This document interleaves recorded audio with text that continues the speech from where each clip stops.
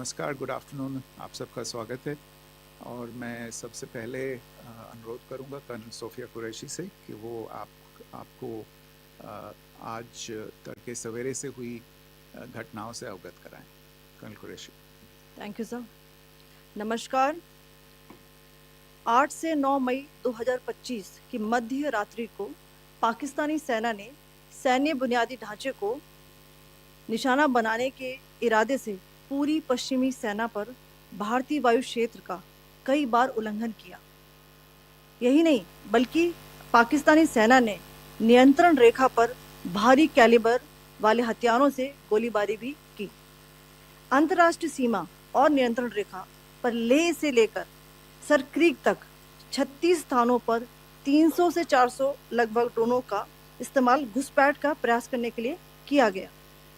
भारतीय सशस्त्र बलों ने काइनेटिक्स व नॉन काइनेटिक साधनों का उपयोग करके इनमें से कई ड्रोन्स को मार गिराया। इतने बड़े पैमाने पर हवाई घुसपैठों का संभावित उद्देश्य वायु रक्षा प्रणालियों का परीक्षण करना और खुफिया जानकारी इकट्ठा करना था। ड्रोन के मलबे की फोरेंसिक जांच की जा रही है। प्रारंभिक रिपोर्ट्स से पता चलता है कि वे तुर्की के असीस गार्ड सोंगर ड्रोन्स हैं। इसके उपरांत रात में पाकिस्तान के एक सशस्त्र यूएवी ने भटिंडा सैन्य स्टेशन को निशाना बनाने की कोशिश भी की, जिसे पकड़ा गया और उसे निष्क्रिय कर दिया गया। पाकिस्तानी हमले के जवाब में पाकिस्तान में 4 हवाई रक्षा स्थलों पर सशस्त्र ड्रोन्स लॉन्च किए गए। इनमें से एक ड्रोन एडी रडार को नष्ट करने में सक्षम रहा। पाकिस्तान ने जम्मू कश्मीर के तंगधार, उरी, पुंछ, मेंढर, राजौरी, अखनूर और उधमपुर में भारी कैलिबर आर्टिलरी गन और सशस्त्र ड्रोन्स का उपयोग करके नियंत्रण रेखा के पार गोलीबारी भी की, जिसके परिणाम स्वरूप भारतीय सेना के कुछ जवान हताहत हुए और घायल हुए। भारतीय जवाबी कार्रवाई में पाकिस्तानी सेना को भी बड़ा नुकसान पहुंचाया गया। इसके अलावा पाकिस्तान का गैर जिम्मेदाराना व्यवहार फिर से सामने आया। 7 मई 2025 को रात 8:30 बजे एक असफल अकारण ड्रोन और मिसाइल हमला करने के बावजूद पाकिस्तान ने अपना नागरिक हवाई क्षेत्र बंद नहीं किया। पाकिस्तान अपने नागरिक विमानों को ढाल के रूप में इस्तेमाल कर रहा है, जबकि उसे अच्छी तरह से पता है कि भारत पर उसके हमले से हवाई रक्षा की तीव्र प्रतिक्रिया होगी। यह भारत और पाकिस्तान के बीच अंतर्राष्ट्रीय सीमा के पास उड़ान भरने वाले अंतर्राष्ट्रीय उड़ानों सहित नागरिक विमानों के लिए सुरक्षित नहीं है। यहाँ स्क्रीन शॉट में पंजाब सेक्टर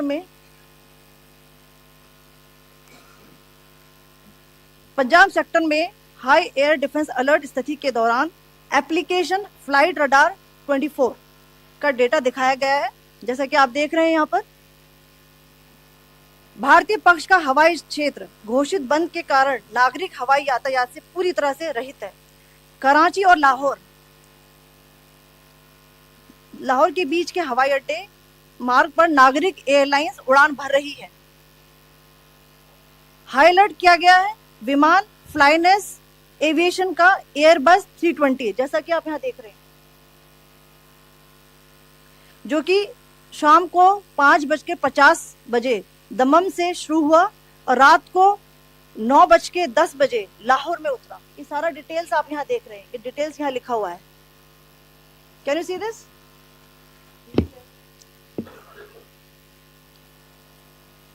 भारतीय वायुसेना ने अपनी प्रतिक्रिया में काफी संयम दिखाया और इस प्रकार अंतर्राष्ट्रीय नागरिक विमान सेवा की सुरक्षा सुनिश्चित की।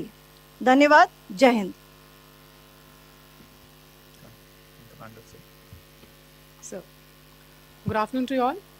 On the intervening night of 8th-9th May 2025, Pakistan military carry out multiple violations of Indian airspace along the entire western border with an intent to target military infrastructure. Pakistan military also resorted to firing of heavy caliber weapons along the line of control. Along the international border and line of control, drone intrusions were attempted from Leh to Sir Creek at 36 locations with approximately 300 to 400 drones. Indian Armed Forces brought down a number of these drones using kinetic and non-kinetic means. The possible purpose of these large-scale aerial intrusions were to test the AD systems and gather intelligence. Forensic examination of the drone debris is being undertaken. Preliminary reports suggest them to be of Aziz Guard Songa drone of Turkey. Later in the night, an armed UAV of Pakistan attempted to target Bhatinda military station, which was detected and neutralized.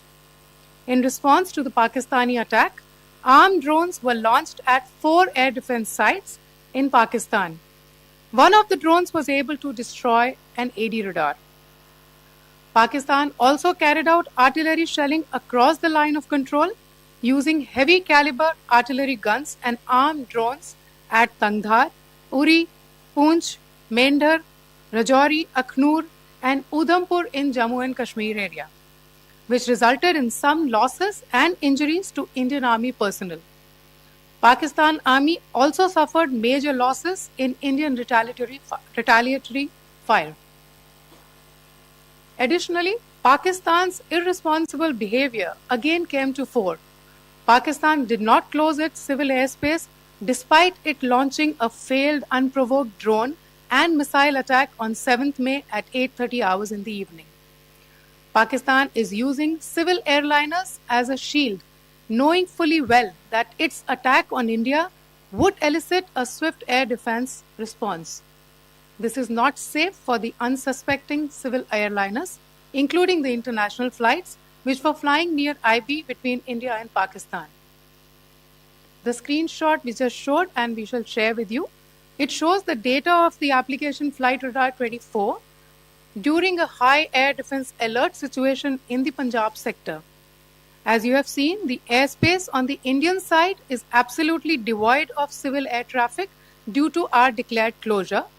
However, there are civil airlines flying the air route between Karachi and Lahore. Amongst the other civil aircraft that you can see, we have highlighted an aircraft which is Airbus 320 of Flynas Aviation, which was originated from Dammam at 1750 hours and landed later at Lahore at 2110 hours in the night. Indian Air Force demonstrated considerable restraint in its response, thus ensuring safety of international civil carrier.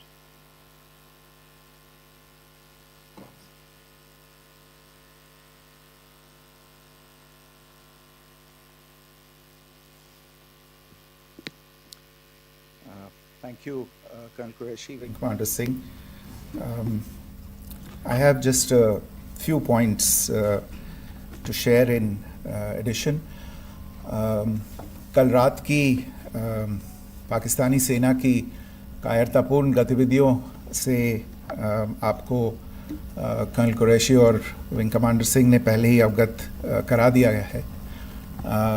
These provocative and escalatory actions that were taken by Pakistan last night were targeted at Indian cities and civilian infrastructure, in addition to some military targets. The Indian Armed Forces responded proportionately, adequately and responsibly. ये जो हमले हुए कल रात को भारतीय सैन्य इकाइयों ने पर्याप्त रूप से और एक जिम्मेदाराना रुख अपनाते हुए इन हरकतों का उत्तर दिया.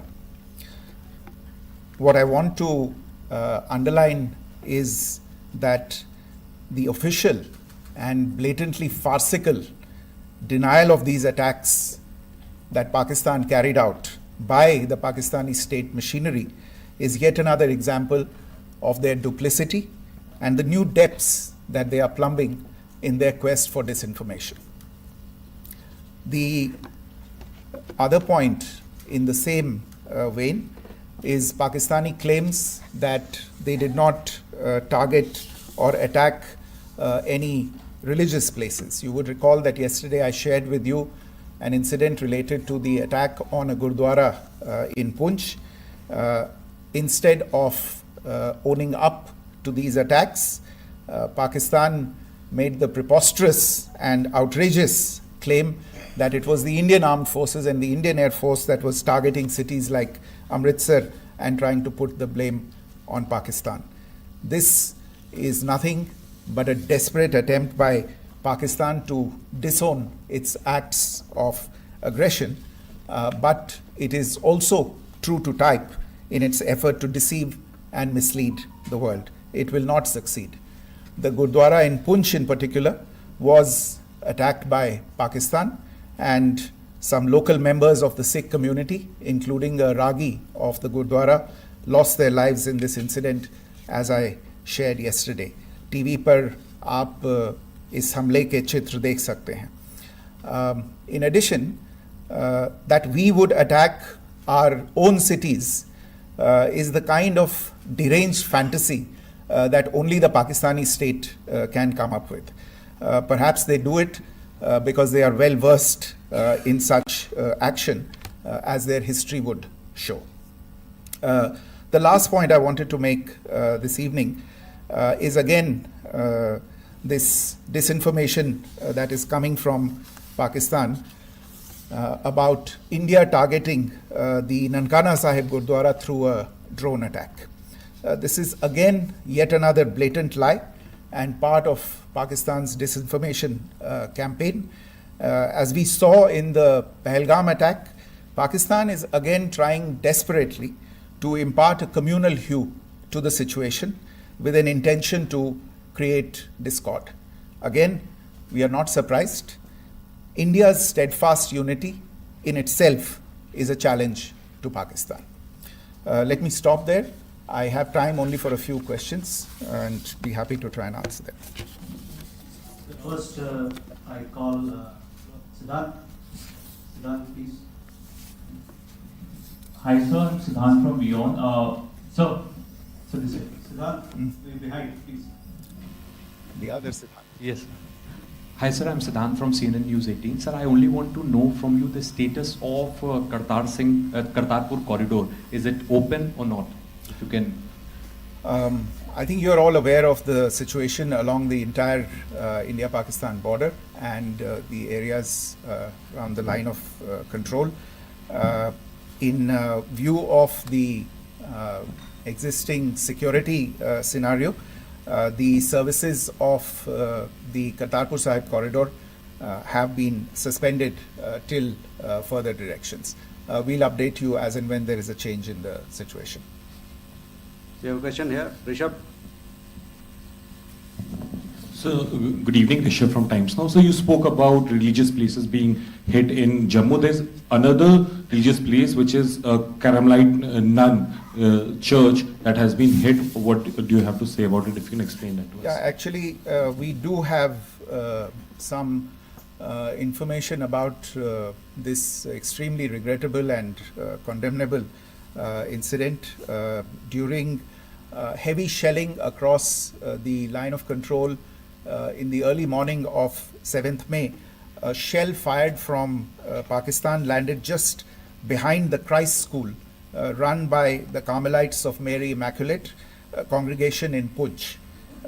Tragically, the shell fired from Pakistan hit the home of 2 students of the Christ School. Both students unfortunately lost their lives and their parents were severely injured.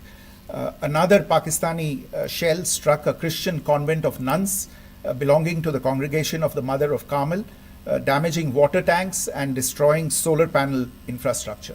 Several priests, nuns, school staff and local residents took refuge in an underground hall beneath the Christ School during the shelling by Pakistan.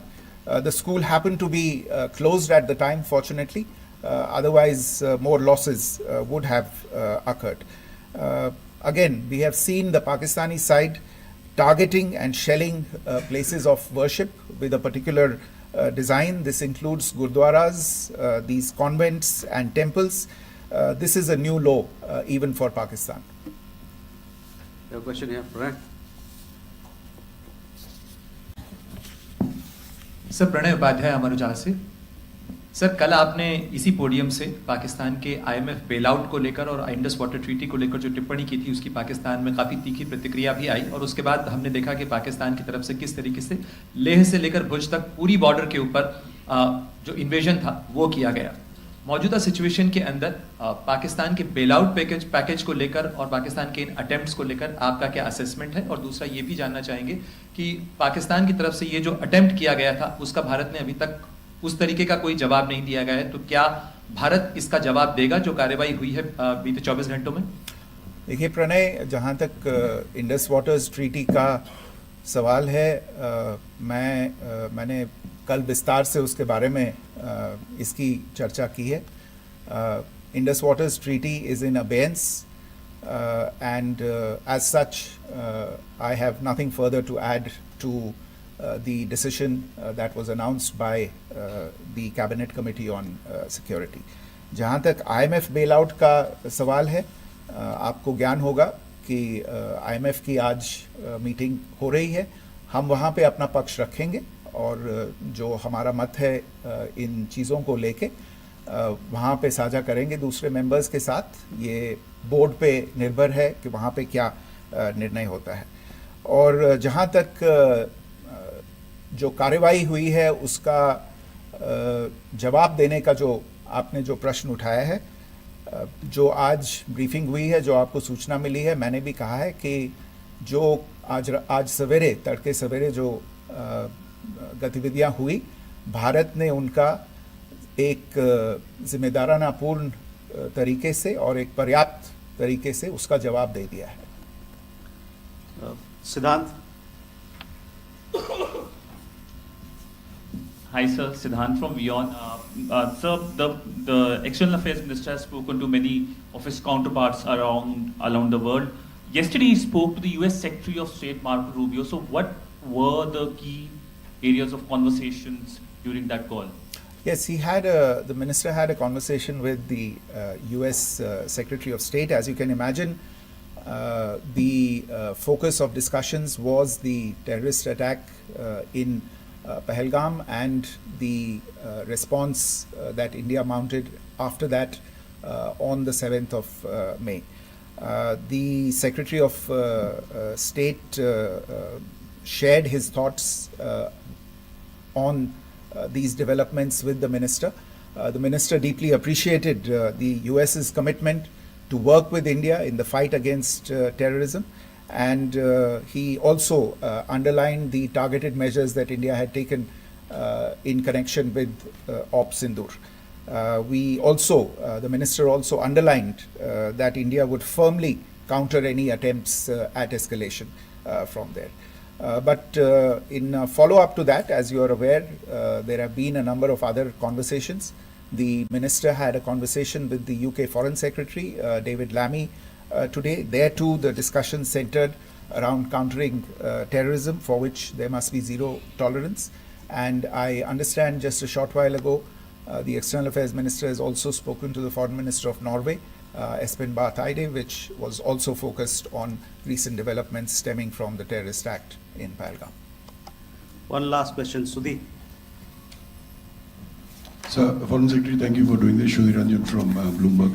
Foreign Secretary, India had struck Bahawalpur the other day, which is also connected with the murder of one of us, journalist Daniel Pearl. If you could give us an understanding of what exactly are the reports that you're getting.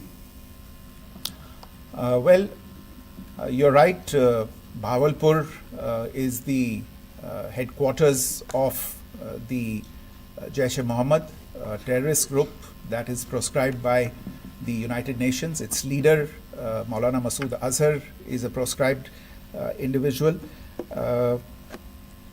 It is, you brought up the connection with the tragic death or killing of Daniel Pearl of the Wall Street Journal. The Jaish-e-Mohammed was in some way directly or indirectly responsible for the death of Daniel Pearl. But the real connection is through Ahmed Omar Saeed Sheikh, the British Pakistani jihadi who was held in India, but was finally released in 2000, and he was the person who lured Daniel Pearl to his eventually leading to his murder. So these are all obviously connected figures, connected individuals, connected institutions, and the attack on Bahawalpur, on that facility of the Jaish-e-Mohammed in Bahawalpur is, I would imagine, a fitting part of this unfortunate incident. Thank you all. Thank you, sir. With that, we come to the closure of this press briefing. Thank you very much.